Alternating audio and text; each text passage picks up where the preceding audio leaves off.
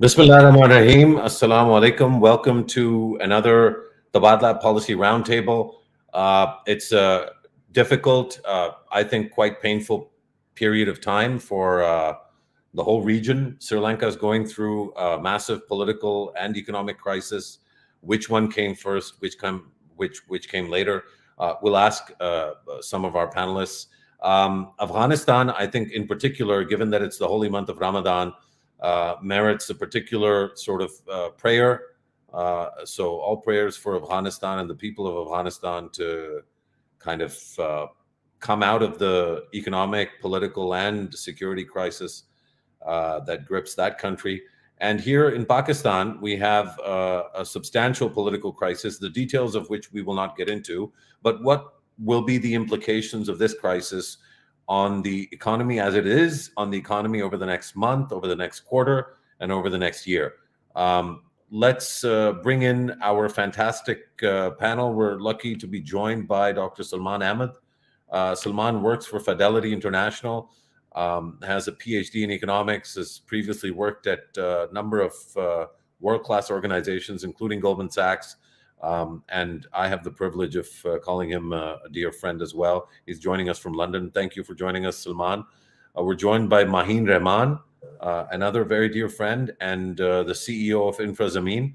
Maheen is a Forbes 30 under 30, sort of a global superstar in banking and finance, was previously the head of one of the largest and most important funds and now runs InfraZameen. Thanks for joining us, Maheen. Saad Siddiqui's joined us from the UK as well, from London. Saad is leading the emerging markets research at JP Morgan in London. Great to have you with us, Saad. Maha Rahman is joining us from Lahore. She's at the Mehboob ul Haq Center for Human Development that is now co-located at and with LUMS. She's done some amazing and really important work on COVID-19 research in particular, and examines using data what the impact of different events, whether public health events or political events, are on people's consumptions and on people's daily lives. And finally, I saved the best for last. Our own Uzair Yunus has joined us. Uzair is, of course, his day job is at the Atlantic Council, where he leads the Pakistan Initiative. Uzair is also the host of Pakistanomy, which is one of the Tabadlab's most important podcasts. So a warm welcome to everyone. Let's jump right into it. Salman, there's a wider global context to the political and economic crisis that engulfs Pakistan. There's war in Ukraine imposed there by Russia. There's the post-COVID kind of recovery, non-recovery situation. There's global supply chain issues. There's decoupling from China. There's a whole set of issues that are shaping how Pakistan interacts with the rest of the world economically. How do you see that context, and how do you think it'll impinge or impact Pakistan's macro and microeconomic realities over the next little while here? Thank you, Musharraf, and thank you for inviting me over. It's a pleasure to be here with all the fellow panelists.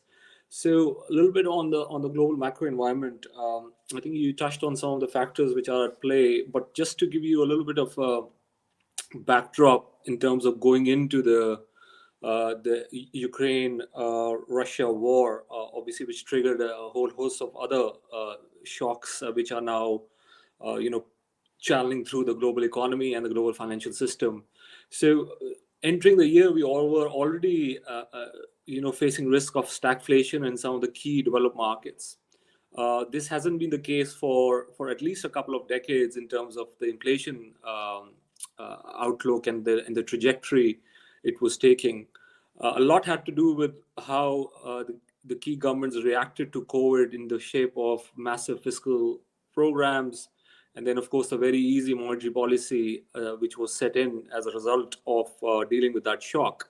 But the outcome of that was that inflation expectations started to get de-anchored. So that was the backdrop entering this invasion.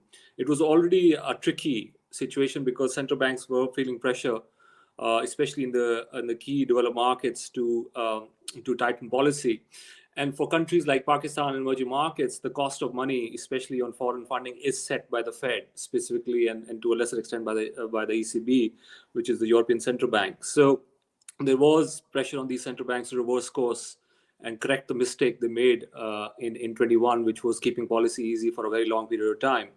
But what Russia-Ukraine war has done is basically added to that inflationary impulse through the commodity channel. Even though Russia is not a major international economic player, but it is a superpower in energy markets, and the dependence of Europe on Russian fossil fuels is quite significant. So 40% of European gas comes from Russia, around 25% of oil, and the gas pipeline network is quite native, if you will. And some countries like Germany, Hungary, Poland, they are massively exposed. So anywhere ranging from 50% of gas to 90% of gas coming from Russia. So the disruption in oil markets is a real one. Of course, we've had some releases from SPR, from IEA, which is tapping down oil prices. But ultimately, as the conflict becomes more longer lasting, which seems to be the case now, given the situation on the ground we have seen over the last few weeks, this disruption of Russian supplies will potentially continue. And we do think the commodity prices will have to remain high for longer. Especially given the fact that there hasn't been a lot of capex as well in the energy markets because of all these concerns about ESG, about obviously the green future and net zero. So that means that oil industry hasn't received that kind of investments, and supply is constrained. And then, of course, you add up the Russia angle to that. So if you're a commodity importer, these are some tough times ahead. There will be volatility on oil markets, but oil is likely to remain quite high. And then in terms of specific commodities, which in addition to oil, which are affected, is of course food, and both Ukraine and Russia are major players in this market, especially Ukraine. So and we've had actual disruption already happening in, for example, wheat. It's also very clear that there will be no sowing season in Ukraine given the war. So that means global food prices are likely to remain under upward pressure. And any country who is exposed to these pressures through the external sector is going to feel the pain, and quite significantly so. So we have looked at some countries which are heavily reliant on those kind of supplies, like Egypt or Bangladesh, for example. You are looking at serious problems down the pipeline in terms of a very bad inflation shock. So all in all, it's a very tricky situation with inflation high, central banks becoming very aggressive, trying to raise the cost of money, drawing out liquidity from the system. So if you are a borrower or reliant on commodity imports and have weak underlying conditions, that's where those countries are vulnerable, and I would classify obviously Pakistan within that. Of course, not the most vulnerable here in terms of those core fundamentals, but certainly quite a vulnerable country to these terms of trade shocks which are in the pipeline. So I'll pause here and I guess hand the floor back to you, Musharraf. Thanks, Salman. So all in all, pretty substantial vulnerability. Maheen, how do you think this vulnerability is going to play out for the economic situation in Pakistan? We keep hearing about the dollar hitting 200, and it used to be, if I'm honest with you, a couple of years ago when people said, dollar's going to hit 200, I would take them seriously because these were serious people, but I would also say, God, man, like, you can't hate Imran Khan that much. It's going to be okay. Like, somehow we're going to be okay. Today, the dollar hit 189. So it looks like we are headed to 200, maybe more. The price of petroleum, I mean, 2 weeks ago, I wrote a column suggesting we're going to have 25 rupees per liter as a minimum in terms of the first increase. Now people are talking about 70 rupees as the next hike on the price of petroleum. What could you contextualize these numbers and give them some life, or invalidate them if you think they're all nonsense? What's about to happen here in Pakistan as a result of the vulnerability that Salman has framed, Maheen? Thank you, Musharraf, and thank you for having me on the panel. I think, as you've rightly pointed out, the current account, the rupee, these have been the Achilles heels of every successive government since 2007. And so the Imran Khan government is unfortunately no different on this. And I've always believed that that Pakistan's problems start and end with the current account. So, what is it that makes us so vulnerable? Well, there is an annual gap of $5 to $10 billion that has to be filled. And in the past, it used to be, I would say over a decade ago, it used to be filled by FDI, so foreign direct investment that would come into predominantly, say, the telecom sector, the banking sector. But since 2008, 2009, those numbers have really dried up. And now we are dependent on either IMF flows or other sort of, bilateral aid, etc., to kind of fill that gap.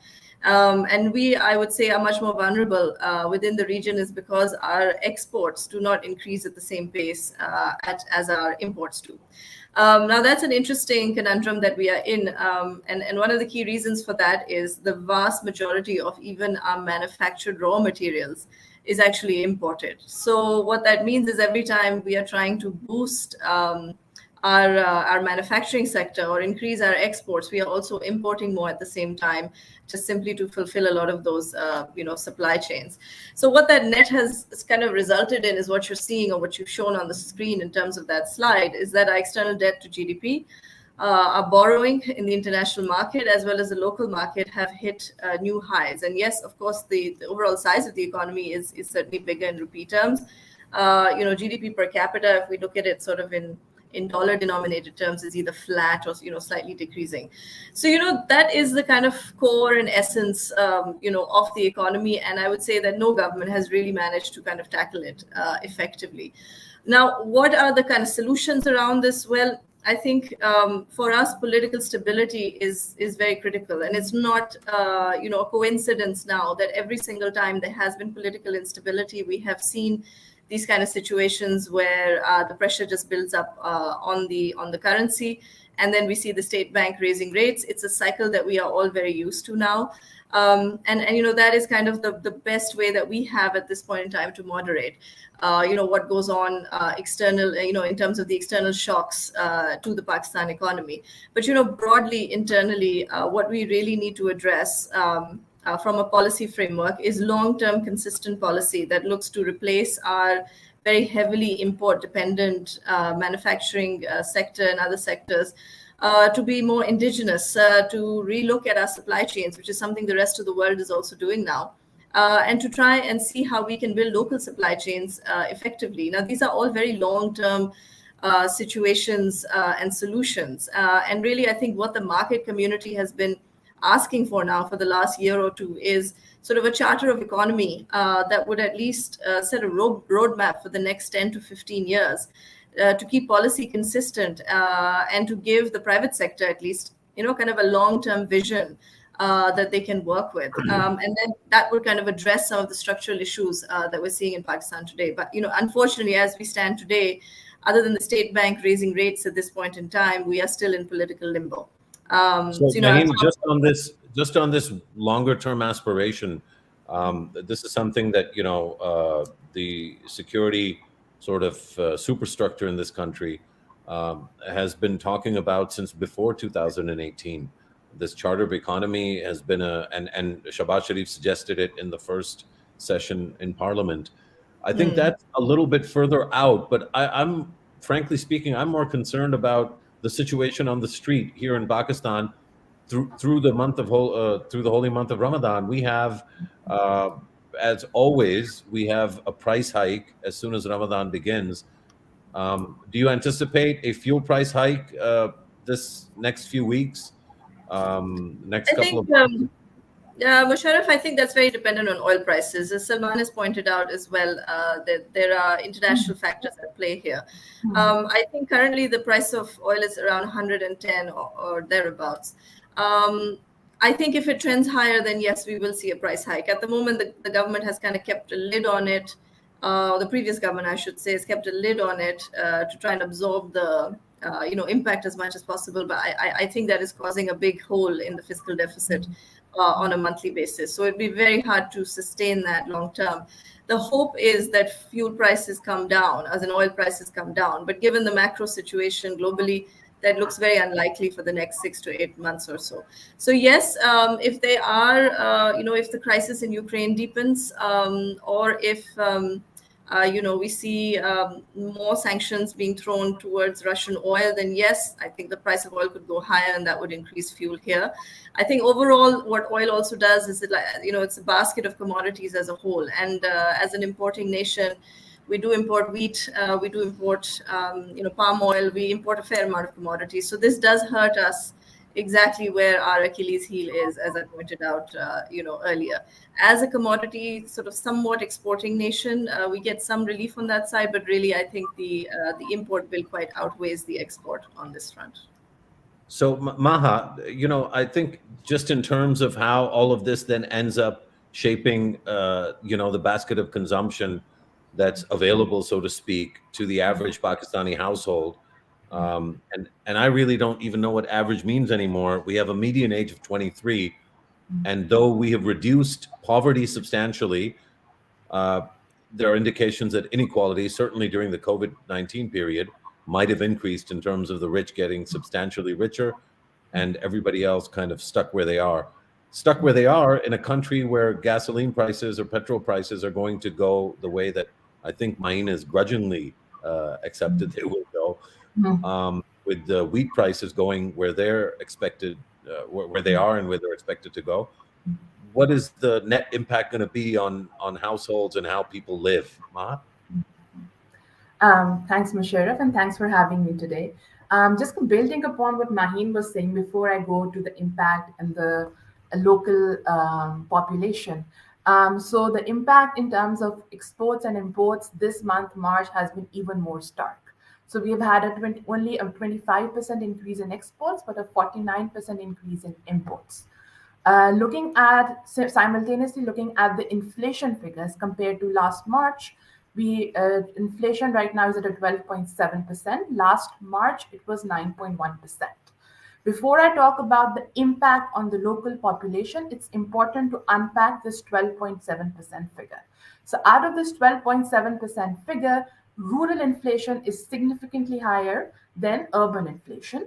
And if you look at the subcategories within what a typical consumer in Pakistan consumes, you have had the greatest increase in perishable food items, that's around 30%, and transport, that's 26%. And this again, tying it back to the increase in the fuel prices, the government pegging it, not passing that share on, has led to that being reflected in the utility bill as well. Compared to last year, last March, where a utility bill reflected rupees 20 as a per unit price, now you see it's climbing up to rupees 38. All of this, while it has had an impact for the lower income classes, the impact is significantly also substantial for the middle income class, lower middle income and the middle income. And that's a trend that is carried forward from the COVID. So in COVID, we were able to provide some social protection to the lower income classes because they were in the Ehsaas net, they were in some sort of social protection, they were able to capitalize on that. But the middle income and the lower middle income, there's hesitation in tapping into these resources that are available. And with the increasing utility bill, that has a cascading impact on the purchasing power, the disposable income, as well as the domestic productivity. That in turn translates into lower purchasing poorer and a depletion of the real income that is stark for both these classes. And what that ends up happening is, of course, there's a shift to cheaper alternatives in terms of what they're consuming. There's a cheaper alternatives, less nutritious consumption basket, but then there's also a decrease in the amount that's being spent on human development, on education, on health. And on the other hand, since a lot of raw materials are feeding, a lot of agricultural raw materials are imported, pharmaceutical raw materials are imported, your domestic productivity is also seeing a decline. So that then translates into the imported raw materials in pharmaceutical industry translates into medicinal shortages. In addition, that exacerbates the crisis. So what we're seeing in the, while the government has rolled out the the Sehat Insaf card, a lot of vendors for this card have not been paid because that money is then being routed to subsidize the fuel prices that are being pegged. So pegging the fuel prices is not really working out for the economy, and sooner or later you will see that impact play out into how does it impact lives of people in this country. And so moving on from the economic fundamentals, the question is, how do you manage this in the short term? Because a lot of these have long-term fixes. And to manage this in the short term, you would need to manage the supply of commodities. You would need to manage fuel purchase. So in addition to not subsidizing that, you would also need to ensure that you're buying fuel on a timeline, on a timely purchase, and the nature of contract matters. So the current government had an inclination for on-spot payments as opposed to long-term agreements. That does not get you the best rates in the international market, and that translates into impacts for the local consumers. So managing commodities in the short term, cheaper fuel access, ensuring better functioning of the markets as well as of supply chain. So the reason why the rural inflation is higher than the urban inflation needs to be understood and managed in terms of the supply chains. The commodities and the agricultural produce is first routed into the urban centers before it is routed back to the rural areas. And that has been a long-term problem in terms of various inefficiencies in the supply chain. So while, like Maheen was saying, we need to talk about boosting our agricultural productivity, that's a long-term fix. We need supply chain, we need better management of the supply chains, that's again a long-term fix. Better management of resources in the energy sector, local raw materials, LNG terminals, how are you purchasing the contract, on what terms, and going for more and more local raw materials so that your domestic productivity is able to flourish. So those are the things we need to talk about.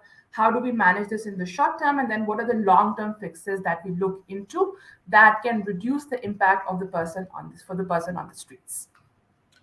Thanks, Maha. In terms of mitigating the impact immediately, Saad, I know that you follow not just Pakistan, but a number of emerging markets around the world. We're looking at kind of whatever's happening in whatever's metastasizing in Sri Lanka as one example of how a crisis that is not managed in a timely fashion, how it then leads to some serious instability and unhappiness.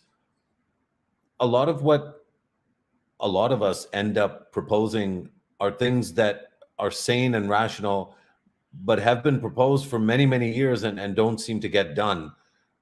What's the standard set piece here for Pakistan? Is it in fact a bailout of some sort, perhaps from China, perhaps from the IMF, although it's difficult to see them going back on what they've already said, which is that they're going to wait for a new government. How, in the short term, does Pakistan kind of survive this political crisis in terms of policy making, Saad? Sure. Well, thank you, Musharraf, for having me on.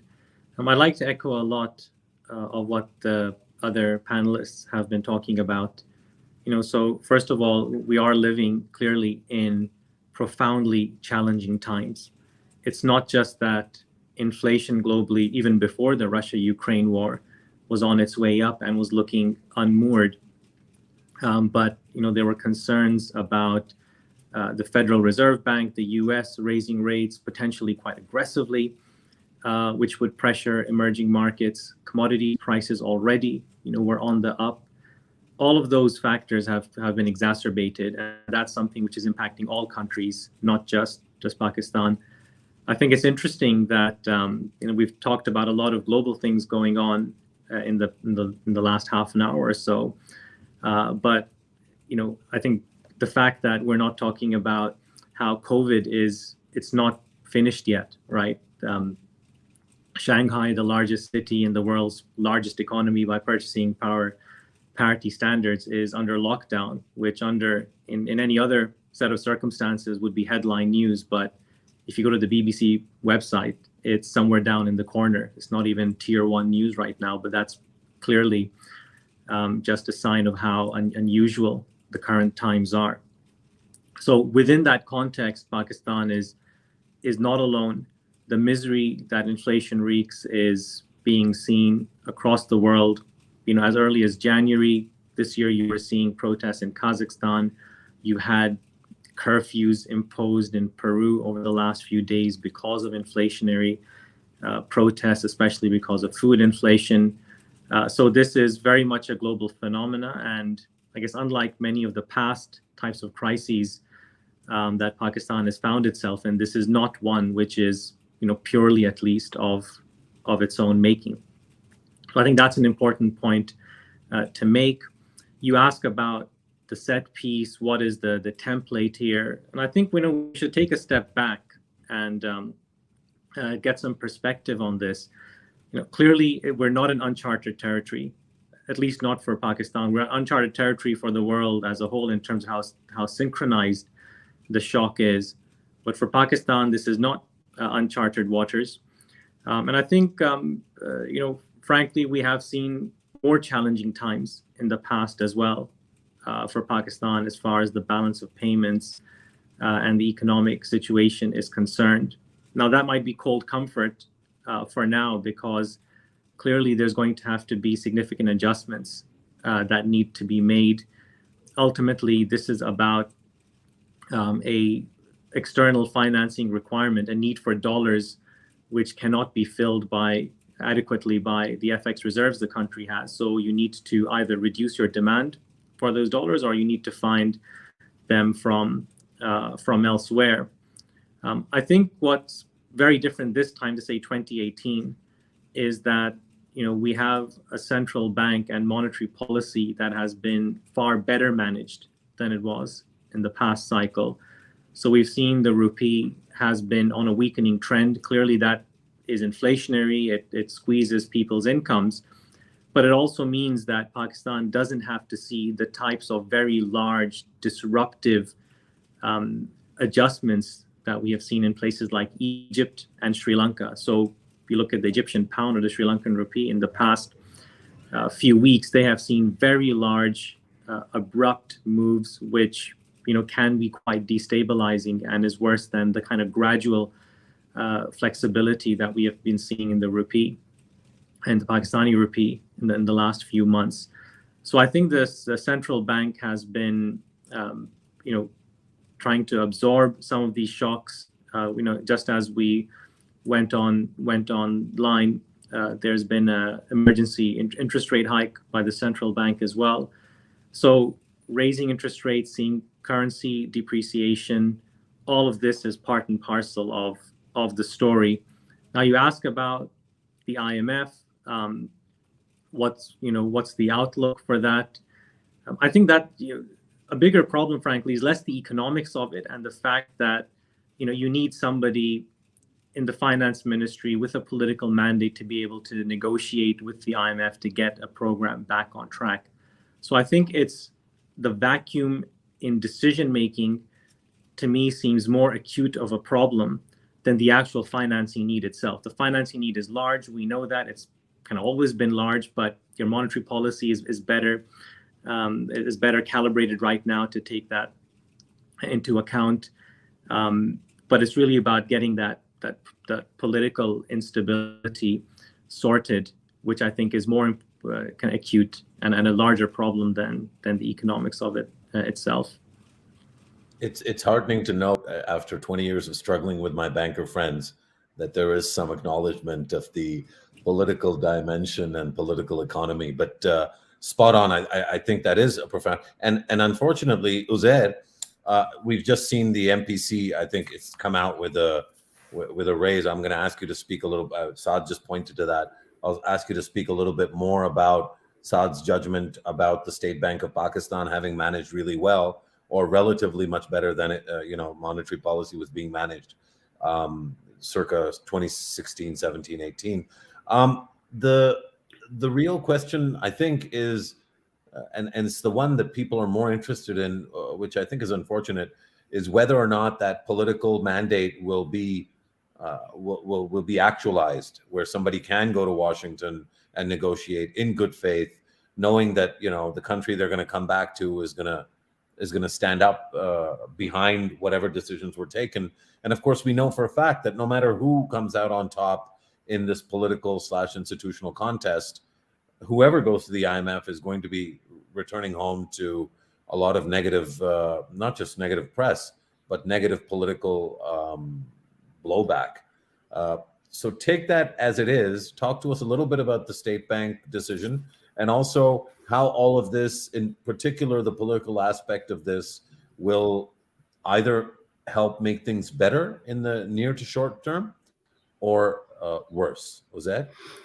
Thank you, Musharraf, and I'll echo what the panelists before me have said. What I'll add to this is that, in my view, the current crisis that is unfolding and mutating at an exponential rate in Pakistan is perhaps more serious and more complicated than the 2018 one. And there are a number of reasons for that, much of which the panelists before me have sort of mentioned.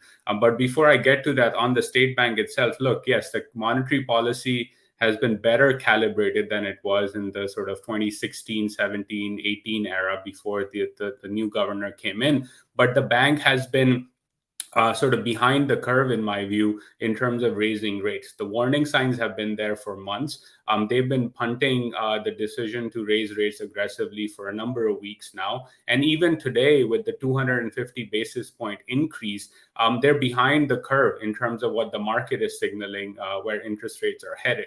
They've also indicated that they will increase rates on export finance, refinance scheme, and widening cash margins on imports. I don't think that will have as much of an impact as perhaps the bank expects. And the reason for that is the petroleum price or the energy price freeze that the government has done. So the bank can only do so much in terms of imposing fiscal prudence or fiscal discipline on the government itself, which made a terrible populist economic choice to try and safeguard itself in the run-up to the vote of no confidence. Because of that, you have a situation, as Salman said, that there is sort of a tighter financing or monetary environment around the globe.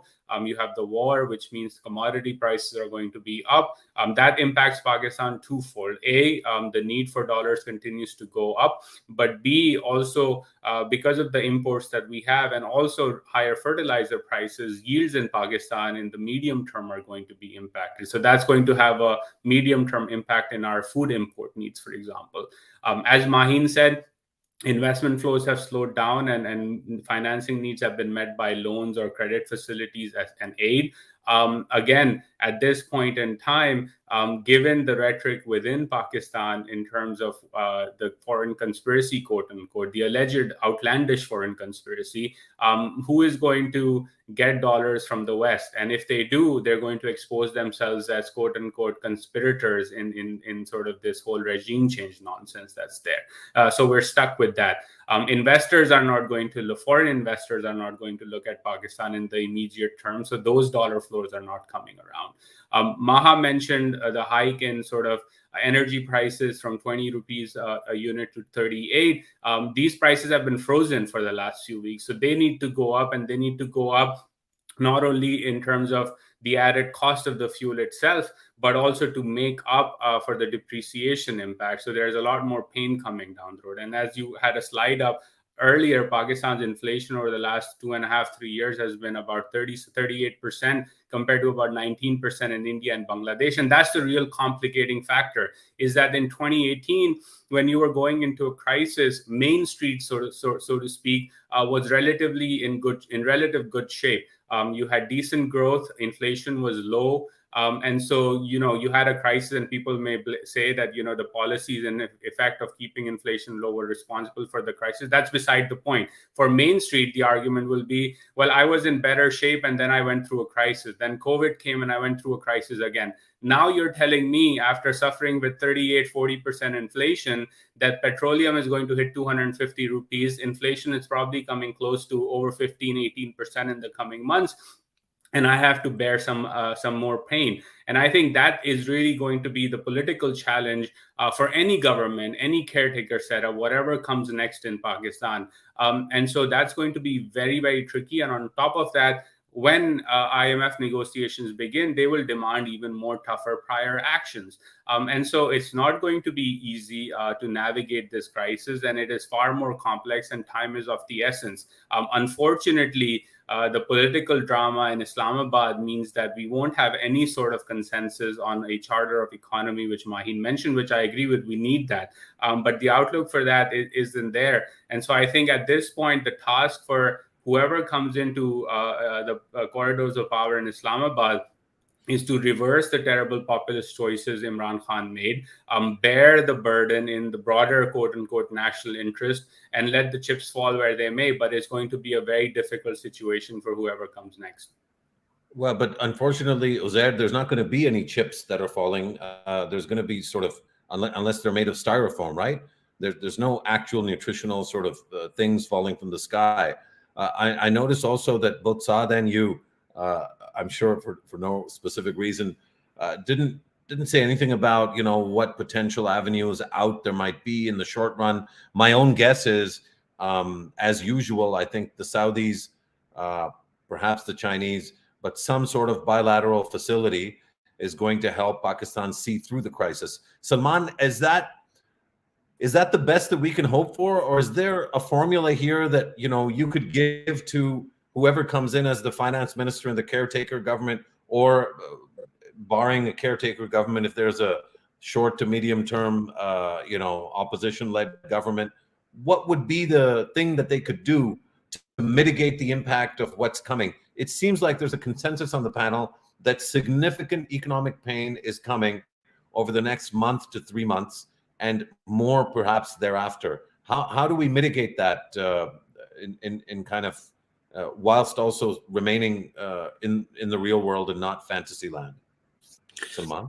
To your point, I'll take a step back and say that from a Pakistan perspective, this was the worst time to have a political crisis because of the global factors which were in play, especially for a country like Pakistan, which is a commodity importer.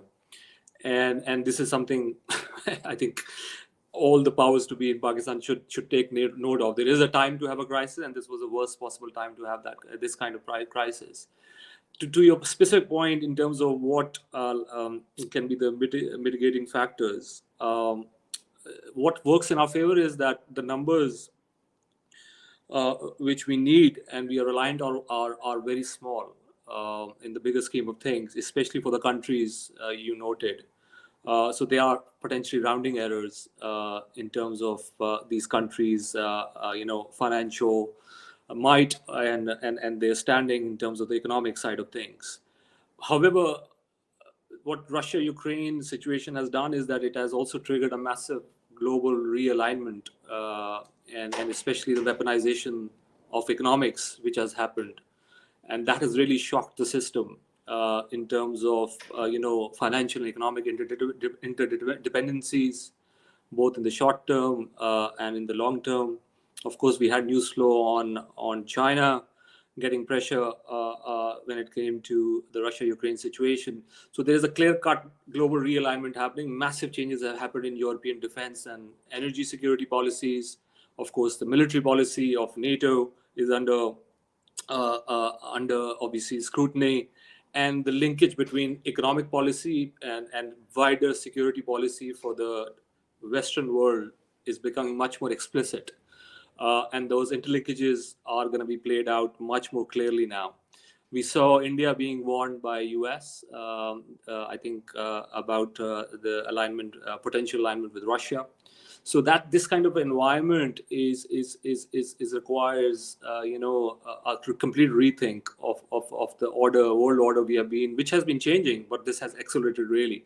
But specific to your point, what works in our favor is that our demands are rounding errors for some of these countries you mentioned, and this global realignment which is happening. There is space for Pakistan. Pakistan is a geostrategically important country.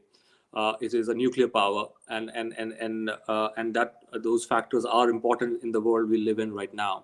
But yes, so to your point, yes, China is there. We can potentially look at Saudi Arabia. The IMF situation, as you clearly pointed out, is on the pause, and it's also driven by what is happening in Pakistan. But also, we should consider that the global mindset has been shocked, and there is this clear-cut changes happening. And I would just point out to German military policy,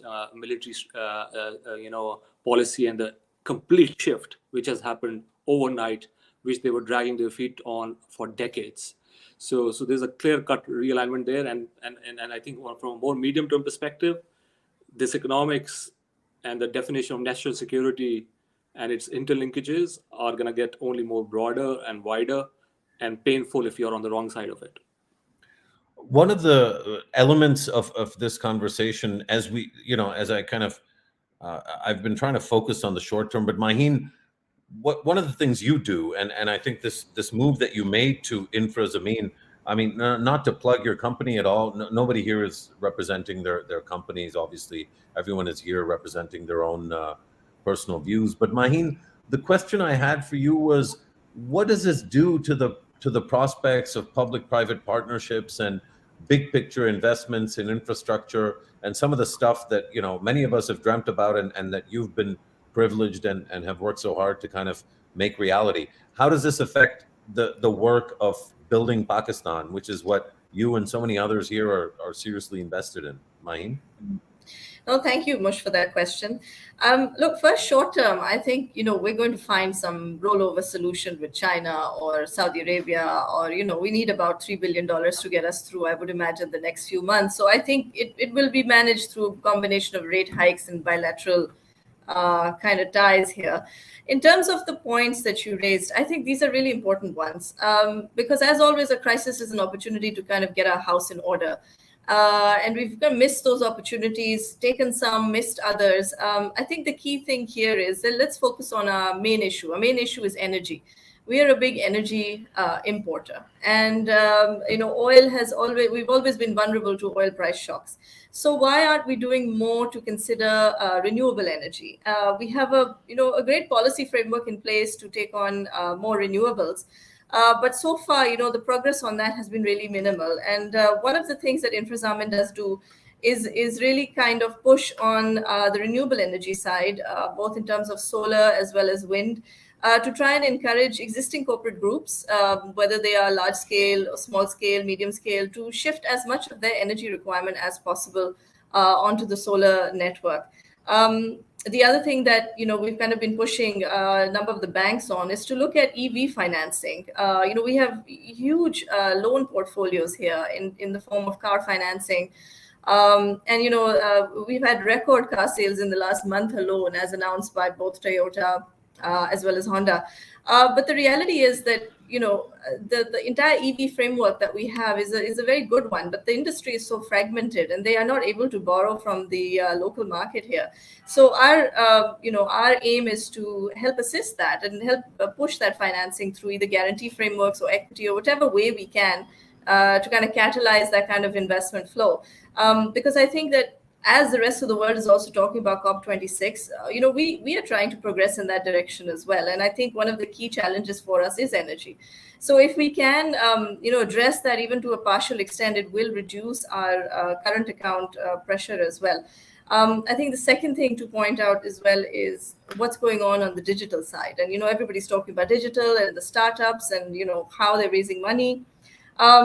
I think it's about getting digital to a scale where it becomes more relevant, both to the region as well as globally. Something that India managed about 20 years ago, and something that other countries in the region are now aspiring to. I think that's another area that when we talk about digital, we have to talk about infrastructure. Do we have the fiber? Do we have the telecom towers? Do we have the coverage just on a basic level to touch point internet all over the country? And I think the telecom companies have done a great job in that area, but there's still a lot of room in the fiberization space particularly. So that's another area that we're trying to focus on.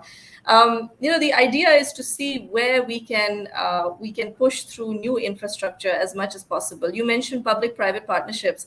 I tell you, over the last year or so that I've been at Infra Zameen, the conversations have only been positive with PPP units. And I think that projects which they had long thought were never going to be coming to market, they have now started to dust those off and reconsider them. And I think that's a real positive.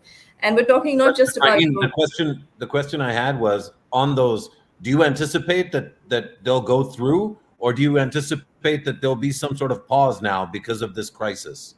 I think you'll see a pause for the next 6-8 months, depending on how quickly we see the politics pan out. But I do think those projects will go through because ultimately they are based on the local markets, right?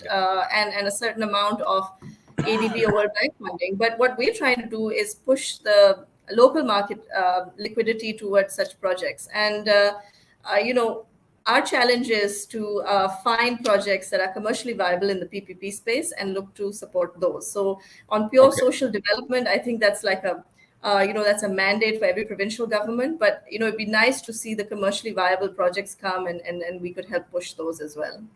Maha, we sort of flipping very quickly from that kind of the potential for big picture projects in infrastructure, in power. The downstream impact of those investments takes several years to actualize for ordinary families. What did they do in the interim? You mentioned the Asas Cash, the Asas Emergency Cash Program. I've long believed that we should have something akin to a UBI, and that is the beginnings of that program. So from that perspective, it's a great idea. How quickly do you think that's possible? Does the government of Pakistan have the cash? You also alluded to the fact that by spending upwards of 3-4 billion rupees on the petroleum subsidy, the government is essentially cutting into the money that it could be spending on Sahulat cards or Asas. How does all this play out in the next quarter or so, Maha? Thank you for that question. So I'm just going to pick up from what Maheen said about, so I wish this local energy startups would share Maheen's optimism when it comes to investment and the local startup scene picking up. But a lot of local energy startups have been looking at foreign investors. And in the last couple of days, my conversation with them has been not so optimistic because they don't expect the funding to come through as easily. And for especially also given the regulatory environment that's becoming tougher and tougher and the foreign policy that the last government chose to follow. So in terms of the giving passing this optimism onto the local energy startups, I think that would be a good takeaway for them from this talk. As vis-a-vis the local investment scene, where is the funding being routed, how to tap into that, I think that's going to be very, very critical. Before I talk about what's there in the interim and what's there for the common man, there are two things that any government coming in would need to focus on. That is the agricultural productivity and the domestic productivity. In the agricultural productivity, we really need to tap into the precision agriculture revolution that is taking place around the world.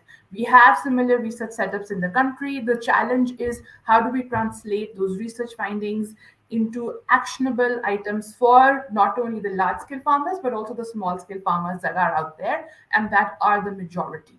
The second thing is domestic productivity. Domestic productivity, again, taps into better human capital investment, better regulatory environment.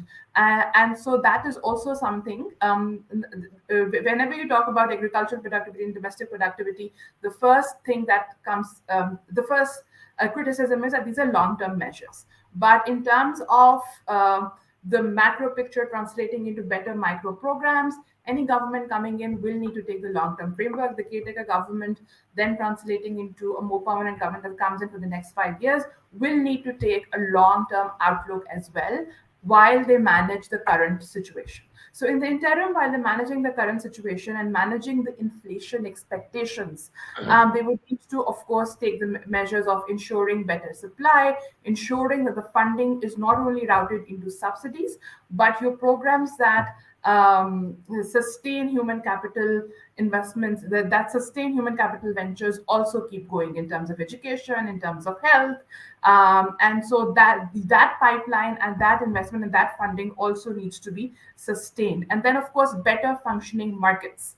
The monetary policy needs to work in tandem with the fiscal policy. I mean, there's only an extent to which we can continue relying on debt funding spending and increasing the monetary supply in the economy. You need to take those long-term measures along with managing the current situation that will boost your domestic productivity, agricultural productivity. I 200% agree with Maheen on giving the energy sector or privatizing aspects of it, bringing in green energy, cheaper raw materials, talking about the gas pipelines, terminals. All these aspects and these debates need to start happening. And that is even more, that's good. These conversations are going to get even more important with the climate change impact on agricultural productivity in the country. And that's something that, again, our policymakers are not talking about. Long-term measures, short-term focus as well. Sure. Maha, I have to say, I love your optimism, because the kinds of issues that you're talking about and the kind of emergency that I anticipate whoever is our next finance minister and the one after that will be dealing with makes life very difficult. Saad, maybe you can help them out or help us out in understanding one of the kind of easy, what should I call it? Certainly not bespoke, off the shelf kind of topics for non-economists. And, you know, I fancy myself as one, but I'm nobody in comparison with this panel. So maybe explain what one of the sort of off the shelf things that people like to talk about is the current account deficit. There's been two or three sort of allusions to that. What people don't often talk about is the intimate link between the fiscal sort of situation and current account deficits. When you have a situation in which you are paying for a petrol subsidy and citing the cost of that payment in rupees, whereas the actual payments are being made in dollars, your current account deficit is your fiscal deficit, is your current account deficit, right? Unless we don't solve the low tax rate problems, do you see any way out? And how do you solve low tax rate problems when this elite economy, elite dominated economy, shows no signs of having any appetite for challenging that elite domination? Saad? So Musharraf, I think you raise one very excellent point about where does this current account deficit come from. The second issue, which I'll also bring up, is how you finance deficits. It's one thing to have a deficit, but I think not enough focus and attention is paid on how that is financed and ways to finance it in a more sustainable and less risky type of manner. So as far as the fiscal is concerned, I think, again, I want to emphasize this. If there's one take home, from what I'm saying today, is that every country that I'm looking at in emerging markets is facing the same type of problems, which is after COVID, whether it's fiscal policy or monetary policy, it was generally miscalibrated across the world. There was far too much stimulus. And it's not just an emerging market problem. That's the same problem that the US faced, that interest rates were taken too low and, there was too much stimulus. So, I don't think we should just think about this from a narrow perspective. So all policymakers in the world, I think, overstimulated, and that, I think, formed the basis for the inflationary impulse which began last year. Structurally, in Pakistan's case, if you read IMF, World Bank reports going back to the 1950s, they talk about the low tax base, and that has not been solved. It was the focus of the latest IMF program that began in 2019. That was meant to be, quote unquote, the last IMF program, because they were going to focus on the key things that continuously push Pakistan into these periodic crises and the lack of ability for the country to absorb any shocks that happen externally.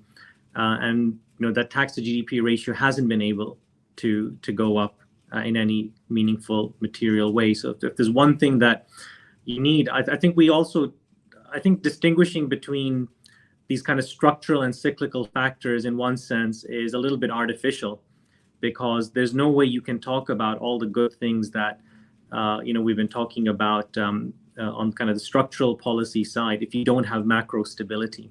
Without macro stability, there is no structural reform. So I think having the institutions, the instruments, the tools, to be able to withstand these types of global shocks without having a crisis each time is a big structural, breakthrough.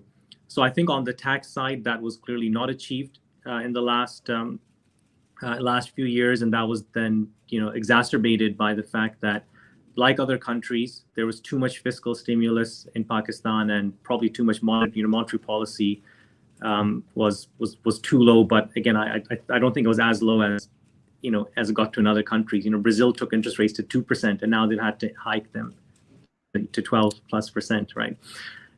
So that's one thing. The other point I would make, Musharraf, is how things are financed.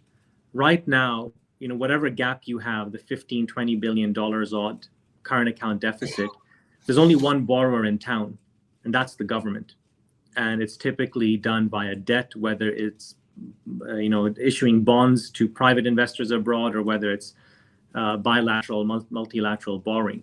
We need a larger and more thriving private sector that can also absorb dollars from abroad. So it's not just about Pakistan needs to fill the hole of the current account deficit. Foreign investors need to have avenues and instruments that they can invest in, and there isn't very much right now in Pakistan's case. So having a private sector that can absorb equity inflows or FDI is vitally important.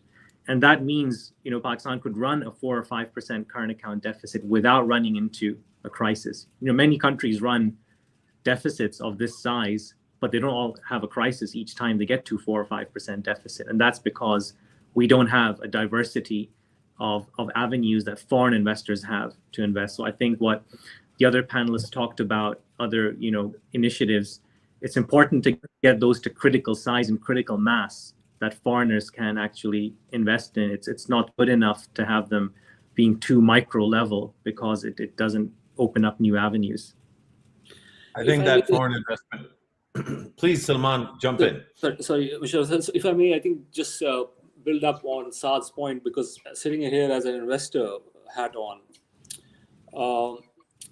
if there is a problem to be solved and you can generate long-term returns on it, investors will come in.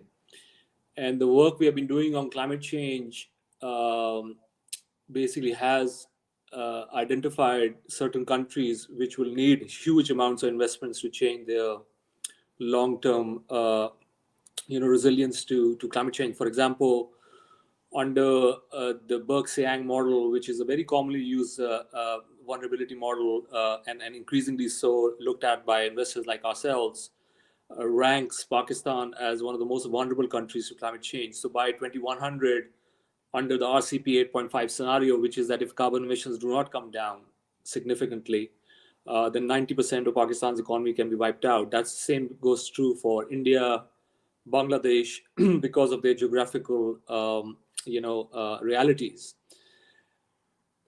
But that's the end point if nothing is done.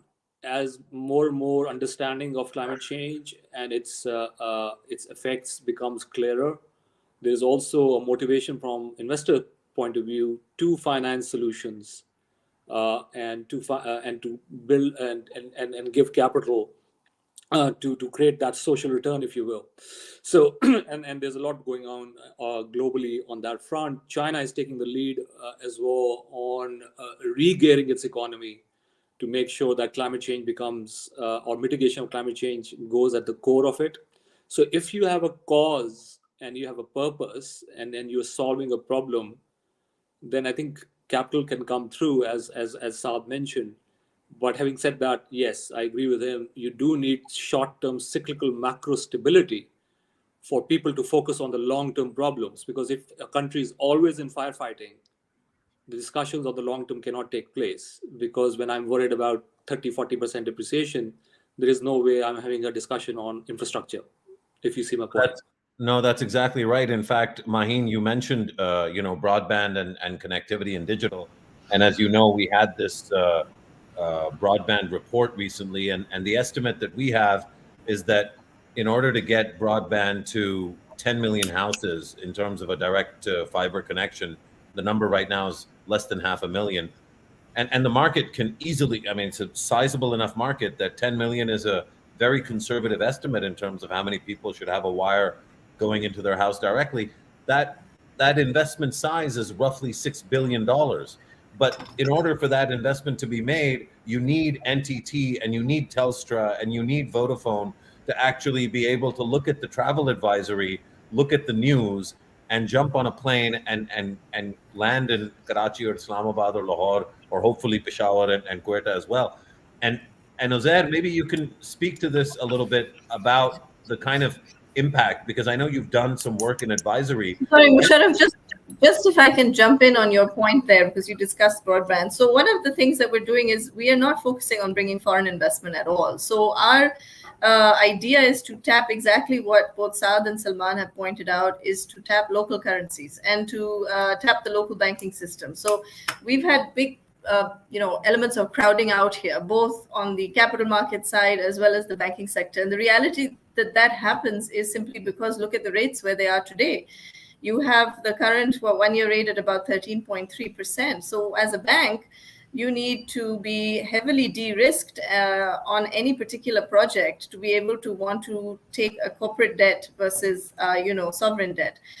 So one of the ideas is also to push and catalyze private sector investments through the local banks and through the local capital markets. And I think, that's the point where we begin to actually achieve that scale to attract the foreign investment into it. Because right now, I think foreign investment has come into those areas which have achieved that scale. We talked about banks, we talked about telecom, we've talked about the food industry. But in order to get FDI into other areas, these fragmented markets need to be made far more consolidated and bigger, as Saad pointed out, to be able to absorb that capital. Sure, Maheen, but even with telcos, telcos is a great example. Last year, the Jazz office was physically sealed by the FBR. About 2 weeks ago, Telenor suffered an outage nationwide because they shut down the Telenor offices, and again, it was the FBR. Yeah.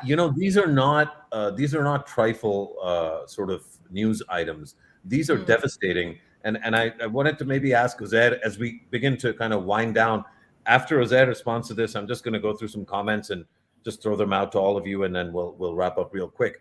Uzair, when you talk to foreign firms that are trying to get a leg into Pakistan, trying to understand the market better, my understanding is that they don't really care whether it's Imran Khan or whether it's Saad Rizvi or whether it's Nawaz Sharif that's running the country. What they do care about is some sort of predictability and stability.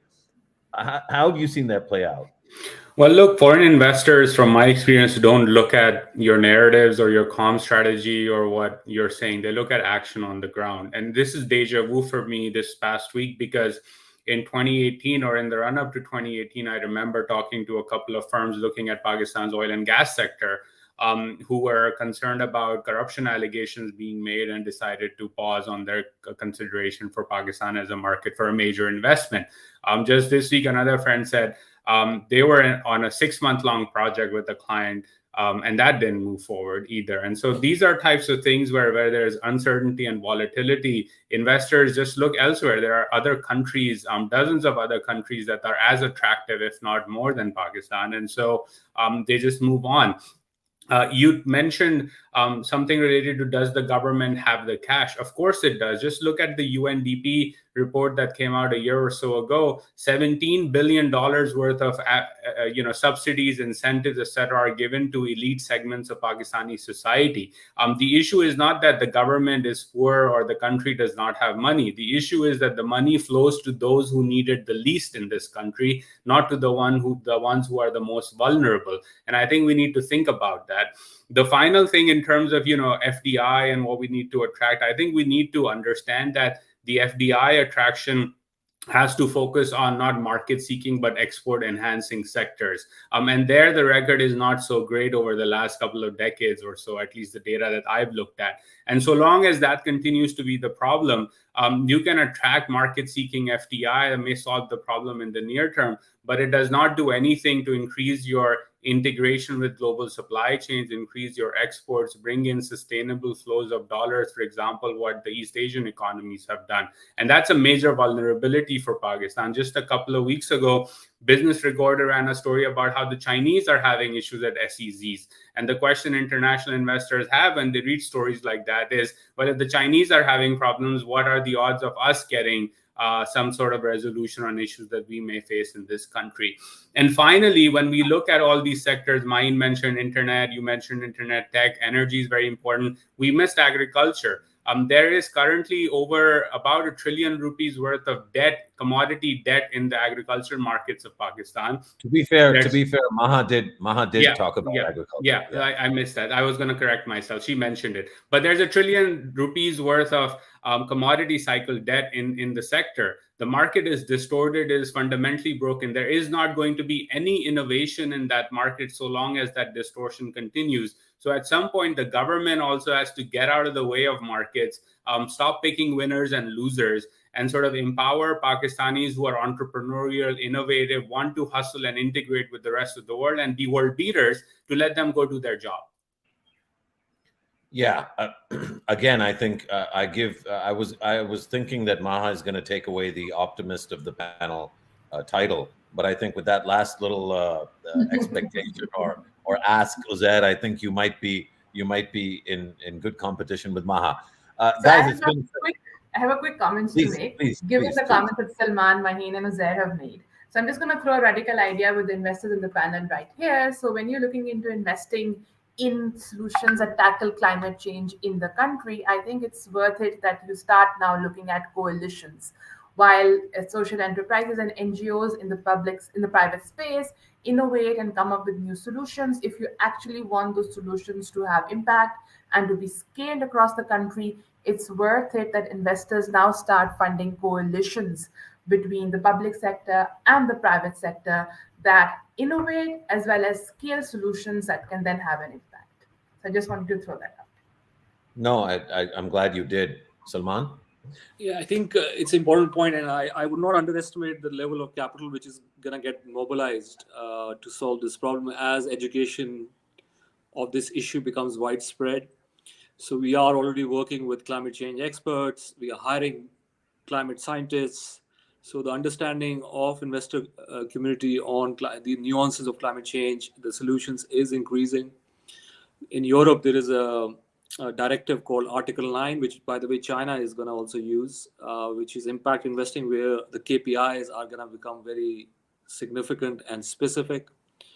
It does help Pakistan if they can, on the ground, identify the challenge and where capital is needed, how innovation comes through. So the numbers we have run in terms of getting to net zero runs in trillions of dollars.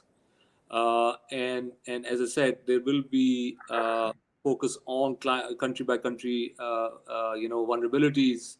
But at the same time, there is a tipping point where countries will start to get penalized if they are not doing visibly to reduce carbon. So we are now tracking every country's emissions, their direction of travel, and it's becoming important KPI in our investment decisions.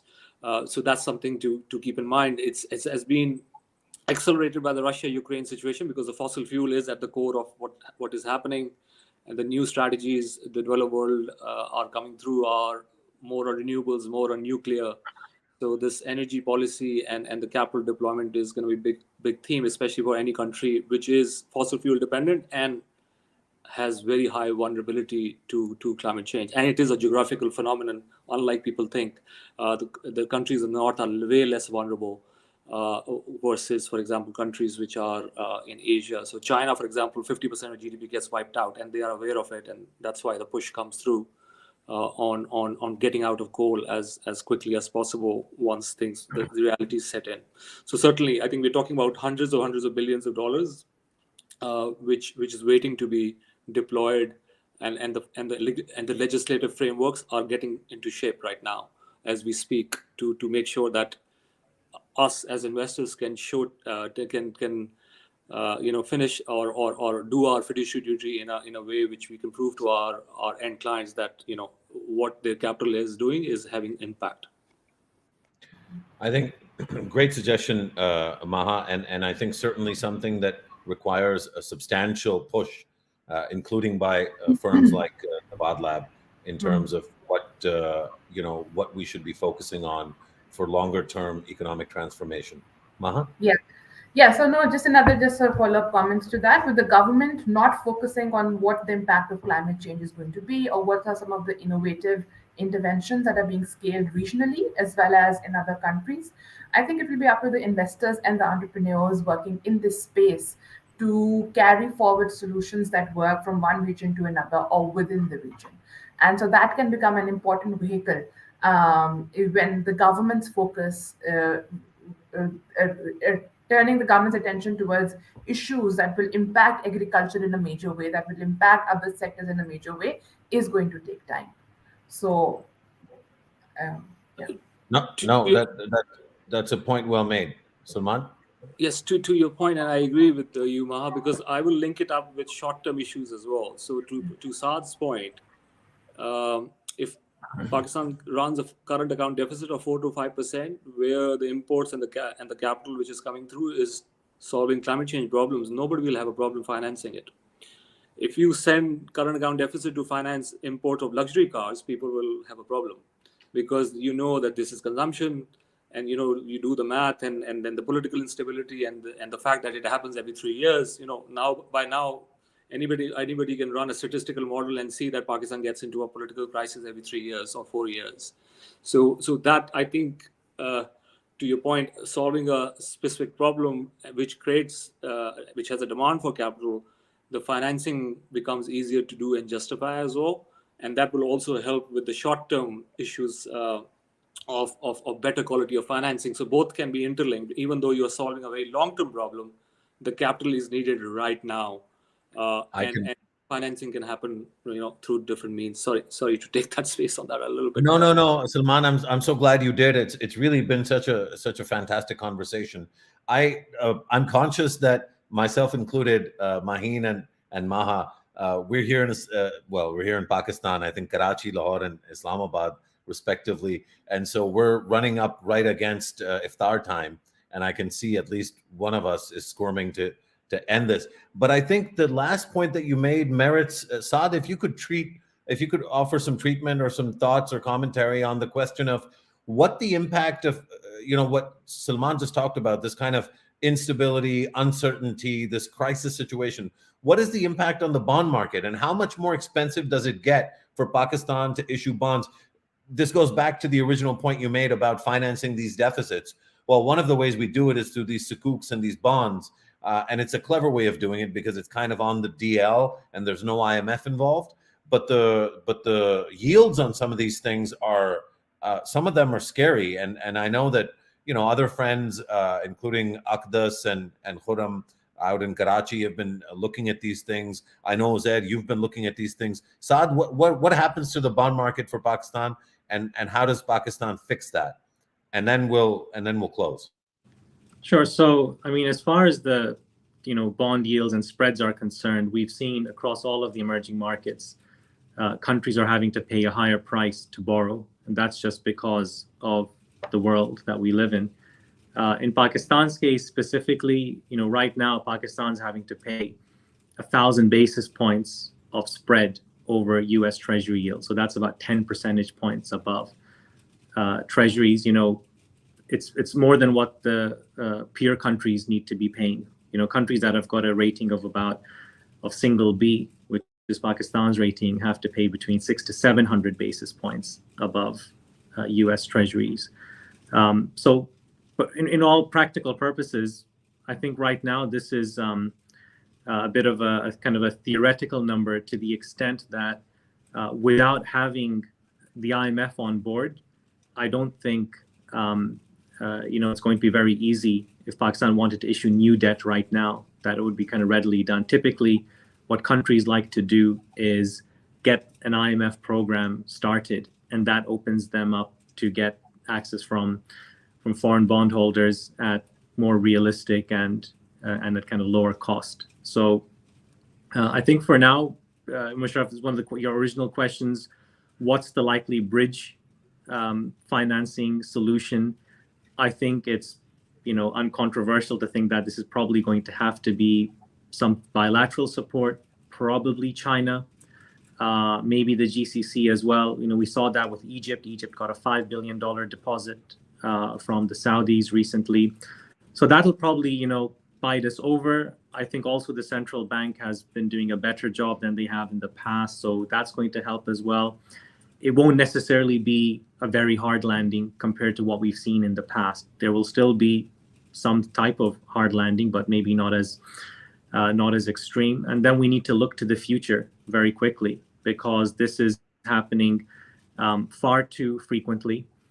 People, I think we can take some heart that we've not been here before. Pakistan has an inbuilt resiliency. It's a very stress-tested economy, but each time you go through this, it's not like you reset back to where you were. You begin to deplete your resiliency, and the tests in the future, whether it's from climate, whether it's from demographics, are only going to get more difficult. One final point I want to make is on something that Uzair touched upon, which is about supply chains, export enhancing FDI. I think a big challenge is going to be in the future that we're no longer living in the world in which the East Asian countries or the Chinese or even the Eastern European countries developed. That was a slipstream model of development, where you get into the slipstream of final consumer demand in the West, either in the United States or in Western Europe. With deglobalization, which already had begun, I guess Trump heralded that era. It's been accelerated with COVID, and it's been further accelerated with this recent outbreak of war between Russia and Ukraine. Food security, supply chain security, financial security, all of those things go against global integration.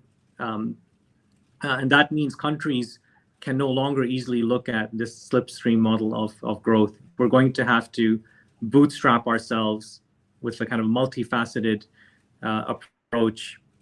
The good news there is, we have a large potential domestic market. We have scale. We have people clearly with very bright ideas. It's really about backing those ideas and getting them to a critical mass. Thank you. I think, Saad, as expected, those were incredibly thoughtful comments. Thanks to everyone, Salman, Maha, Maheen, Uzair, Saad.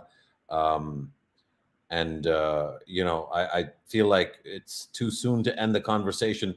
Just wanted to acknowledge a few of the comments and questions we had. Somebody asked whether Pakistan could ever have an economic, Hamid Gilani asked this question, whether Pakistan could ever have an independent economic policy, or we keep relying on the IMF. I think we've answered that to a large extent. Then there was some commentary on sartorial elegance and on accents. But we also have a question here on why Pakistan hasn't considered fracking. We're going to leave that one for another day, Maheen, where we will do an energy panel very soon, especially because energy and power consumption prices are going to go through the roof, not in the far future. So we'll address that question then. Happy Ramadan to everyone, and prayers for the country. And as I said at the start, I think it's easy to forget about Afghanistan, but in the holy month in particular, the least we owe Afghans is our prayers.